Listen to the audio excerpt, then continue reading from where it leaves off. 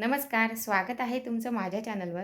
मी रोहिणी पाटील तुमचं मनापासून स्वागत करते आणि आजच्या व्हिडिओला सुरुवात करते. तुमचा आजचा दिवस हा शुभ जावो. तुमच्या सर्व चांगल्या इच्छा स्वामी महाराज पूर्ण करोत, ही सदिच्छा.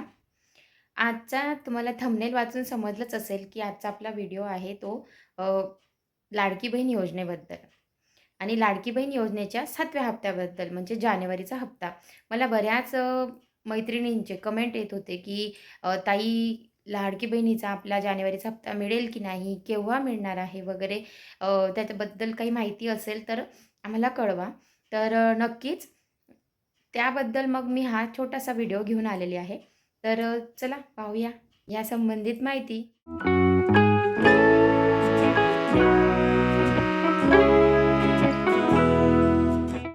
मुख्यमंत्री माझी लाडकी बहीण योजना ही महाराष्ट्र सरकारची अतिशय महत्त्वाकांक्षी योजना 2024मध्ये आलेली होती.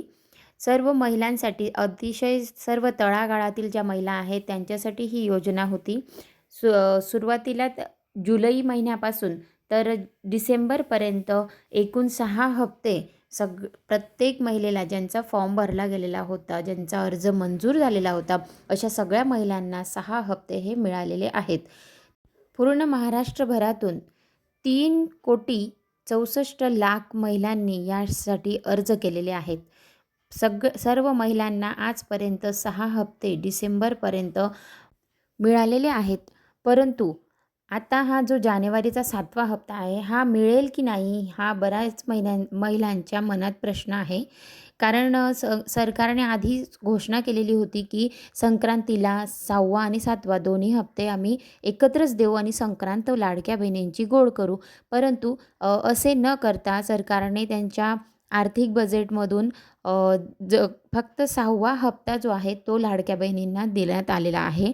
परंतु 7व्या हप्त्याचं आज अर्धा जानेवारी महिना उलटून गेला तरी देखील 7वा हप्ता अजूनही मिळालेला नाही आहे. म्हणून बऱ्याच महिला या चिंताक्रांत आहेत, की 7वा हप्ता येईल की नाही. तर याबाबत अतिशय महत्त्वाची माहिती महिला व बालविकास मंत्री आदिती तटकरे यांनी कालच्या व्हिडिओमध्ये किंवा कालच्या न्यूजमध्ये दिलेली आहे. तर महिला व बालविकास मंत्री आदिती तटकरेजी यांनी म्हटले, की जी लाडकी बहीण योजना आहे यासाठी एक 376 कोटी रुपयांचा निधी हा मंजूर झालेला आहे आणि हा जो निधी आहे हा सर्व लाडक्या बहिणींना वाटप करण्यात येणार आहे. म्हणजेच 7वा हप्ता हा आपल्याला मिळणार आहे यात शंका नाही. तर हा जो 7वा हप्ता आहे जानेवारी महिन्याचा, तर हा हप्ता सुरुवातीला जे आपले पूर्ण महाराष्ट्रातले सर्व 36 जिल्हे आहे यामधून सुरुवातीला फक्त 6 जिल्ह्यांना वाटप होणार आहे आणि 6 जिल्ह्यांनंतर मग जे उर्वरित जिल्हे असतील 30 जिल्हे यातील मग महिलांना तो 7वा हप्ता वाटप केला जाणार आहे. यातील बऱ्याच ज्या अपात्र महिला आहेत, ज्या अपात्र लाडक्या बहिणी आहेत, त्यांनी आपले अर्ज हे मागे घेतलेले आहेत. त्यांना मात्र या 7व्या हप्त्याचा लाभ मिळणार नाही आणि ज्या महिला अनेक गोष्टींसाठी इथे अपात्र ठरत आहेत, त्यांना देखील हा हप्ता मिळणार नाही.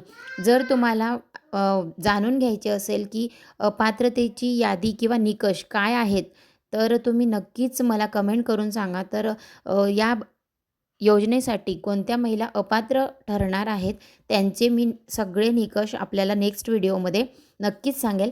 आणि जर तुम्हाला हा व्हिडिओ आवडत असेल आणि अशाच नवनवीन व्हिडिओंसाठी आपल्या चॅनलला तुम्ही नक्कीच लाईक करा आणि सबस्क्राईब करा, जेणेकरून पुढचा व्हिडिओ जो मी बनवेल तर तो तुम्हाला नक्कीच मिळायला हवा. तर आदिती तटकरेजींनी एक महत्त्वाची माहिती दिलेली आहे, की जे 376 कोटीचा जो निधी मंजूर झालेला आहे फक्त लाडक्या बहीण योजनेसाठी, तर हा हप्ता नक्कीच वितरित केला जाणार आहे. या निधीचा योग्य उपयोग केला जाणार आहे आणि हा जो हप्ता आहे तर तो लाडक्या बहिणींना याच महिन्यात 26 जानेवारीपर्यंत सर्व महिलांना हा 7वा हप्ता मिळणार आहे. म्हणजेच येत्या 26 तारखेलापर्यंत अनेक महिलांना याचा लाभ मिळणार आहे आणि त्यानंतर ज्या महिला उर्वरित असतील तर त्यांना देखील हा लाभ मिळणार आहे. परंतु सरकारने अजून 2 मोठ्या घोषणा केलेल्या आहेत, की जी 1-2 कागदपत्रे आहेत ती महिलांची चेक करायची आणि त्यानंतरच हा हप्ता महिलांना वितरित केला जाणार आहे. तर हे डॉक्युमेंट्स कोणते आणि हे जर तुम्हाला जाणून घ्यायचे असतील तर तुम्ही नक्कीच मला कमेंट करा, की नेक्स्ट व्हिडिओमध्ये मी तुम्हाला तो व्हिडिओ देखील घेऊन येईन, की कोणते डॉक्युमेंट्स आपल्याला इथे जमा करायचे तेव्हा हा आपल्याला 7वा हप्ता नक्कीच मिळणार आहे.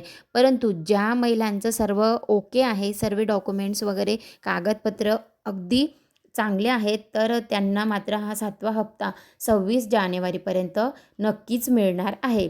तर अशाच व्हिडिओंसाठी चॅनलला लाईक करा, शेअर करा आणि सबस्क्राईब करा. नक्की भेटूया पुढच्या व्हिडिओमध्ये. तोपर्यंत जय हिंद, जय महाराष्ट्र, जय खानदेश.